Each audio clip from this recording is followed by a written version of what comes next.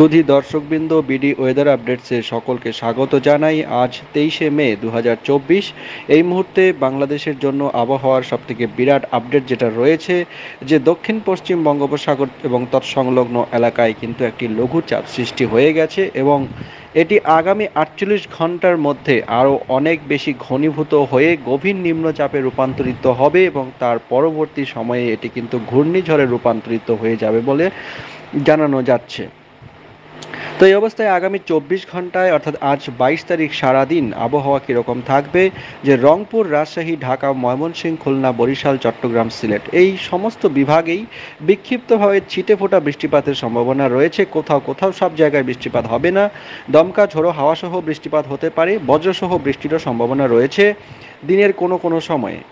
এছাড়া মাদারীপুর, গোপালগঞ্জ, সিলেট, চট্টগ্রাম, রাঙ্গামাটি, চাঁদপুর, নোয়াখালী, ফেনী, বান্দরবান, খুলনা, মংলা, সাতক্ষীরা, চুয়াডাঙ্গা, খেপুপাড়া এবং ভোলা জেলাসমূহের ওপর দিয়ে মৃদু তাপপ্রবাহ বয়ে যাচ্ছে এবং আজ সারাদিন কিন্তু এটি অব্যাহত থাকবে বলে মনে হচ্ছে। অর্থাৎ তাপপ্রবাহ যেটা রয়েছে সেটা কিন্তু অব্যাহত থাকবে।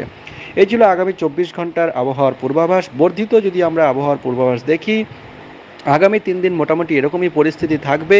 বিক্ষিপ্তভাবে ছিটেফোঁটা বৃষ্টিপাতের সম্ভাবনা রয়েছে প্রায় সমস্ত বিভাগেই, তবে প্রবল বৃষ্টিপাতের কোনো সম্ভাবনা আগামী 72 ঘন্টায় নেই।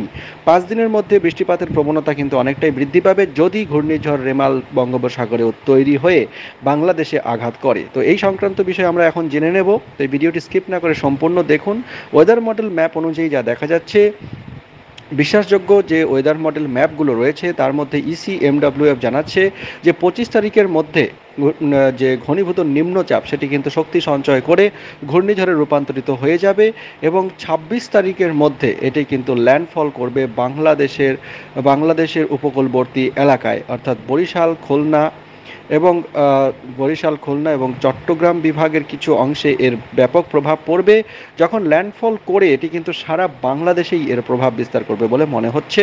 তবে ল্যান্ডফল অর্থাৎ ঘূর্ণিঝড়ের যে চোখ অর্থাৎ সেন্টার, সেই সেন্টার কিন্তু পশ্চিমবঙ্গে আঘাত করবে বলে মনে হচ্ছে।